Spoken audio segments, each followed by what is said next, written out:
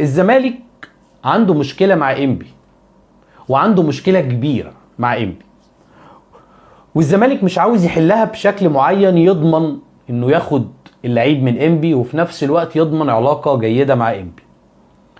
امبارح طلع الاستاذ ايمن الشريعي رئيس نادي انبي، كان طالع مع محمد شبانه على قناه ETC. المفروض ان الزمالك عمل جريمه بمعنى الكلمه، ان الزمالك اعار احمد عيد لانبي اعاره باوبشن تو باي، بنيه الشراء.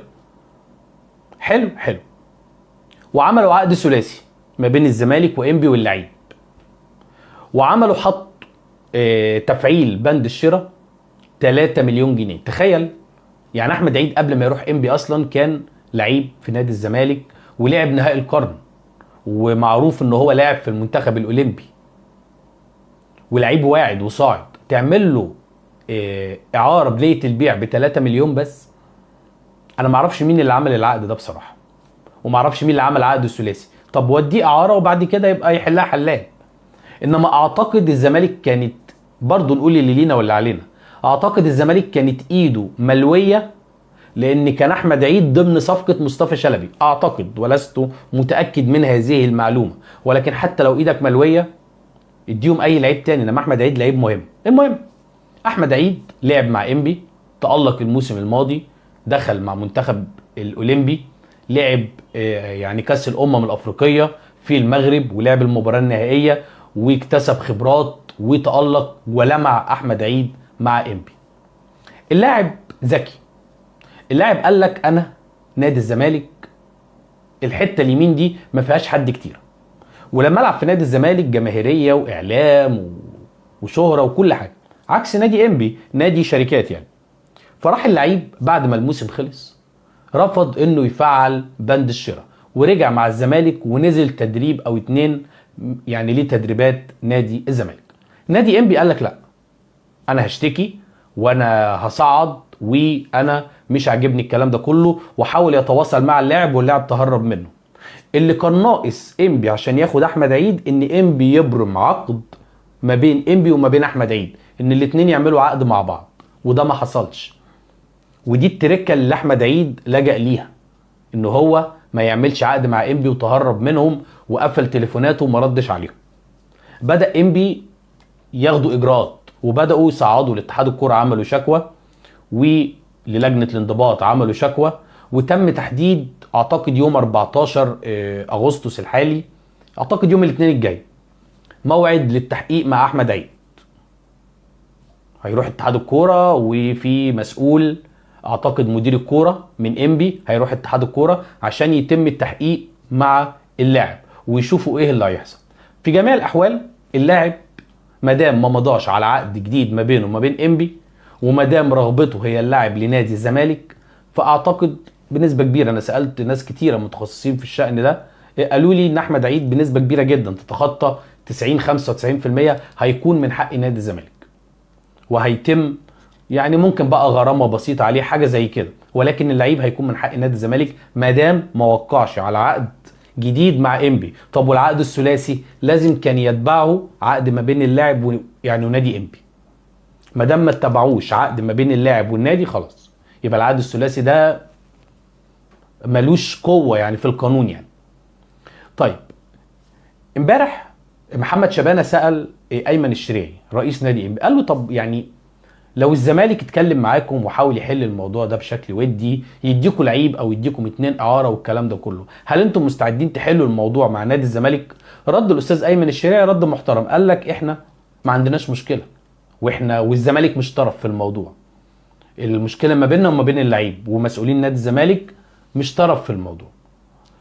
انا اتمنى من مسؤولين نادي الزمالك يضربوا عصفورين بحجر واحد، ودي فكره عندي.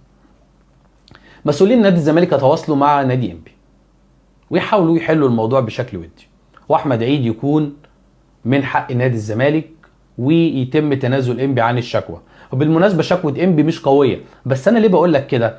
لان لازم نادي الزمالك يبقى ليه علاقات محترمه مع كل الانديه، انت ما تضمنش لما تدفع الغرامه تبقى عاوز لعيب من انبي، وانت لسه واخد مصطفى شلبي وممكن تاخد منهم في المستقبل لعيب او اتنين، فانت لازم تكون علاقتك كويسه بكل رؤساء الانديه.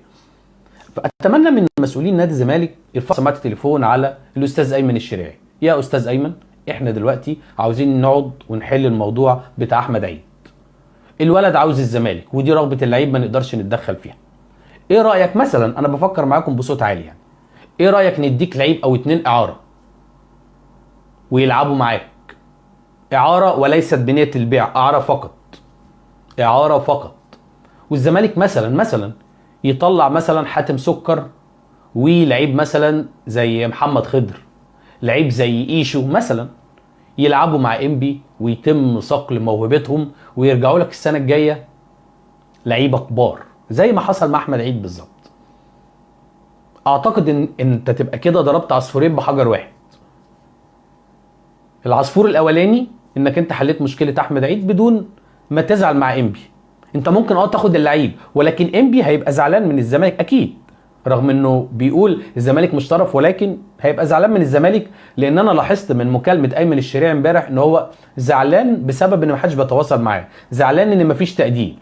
فممكن نادي الزمالك يحل الموضوع ده بمنتهى الشياكه ويقول له خلاص انا هديك 2 لعيبه. يبقى الزمالك العصفور الاولاني ان هو حل مشكله احمد عيد بعلاقات كويسه مع انبي وبرضا نادي انبي. العصفور الثاني ان نادي الزمالك هيطلع لعيب او 2 اعاره حتى لو بدون مقابل. شوف انا بقول لك ايه، اصل هتاخد في اللعيب كام، مليون جنيه ولا حاجه؟ اللي اهم من الفلوس ان اللعيبه تلعب مع انبي، ونادي انبي بيعرف يلمع اللعيبه كويس ويطلع ويبرز مواهب اللعيبه وامكانياتهم. فانت كده تبقى كسبت لعيب او 2 الموسم الجديد لعبوا مع انبي على سبيل الاعاره وهيرجعوا لك الموسم الجديد. اتمنى يبقى نادي الزمالك يفكر بالاستراتيجيه دي، ان هو يكسب ما يخسرش، لان الموضوع ده هيفرق كتير جدا مع الزمالك وعلى علاقته بانبي. ممكن تبقى عاوز لعيب من انبي وانت داخل قصاد الاهلي والعرضين زي بعض بالنسبه للفلوس، وانبي يفضل عرض الاهلي. ليه؟ عشان الاهلي علاقته افضل من الزمالك.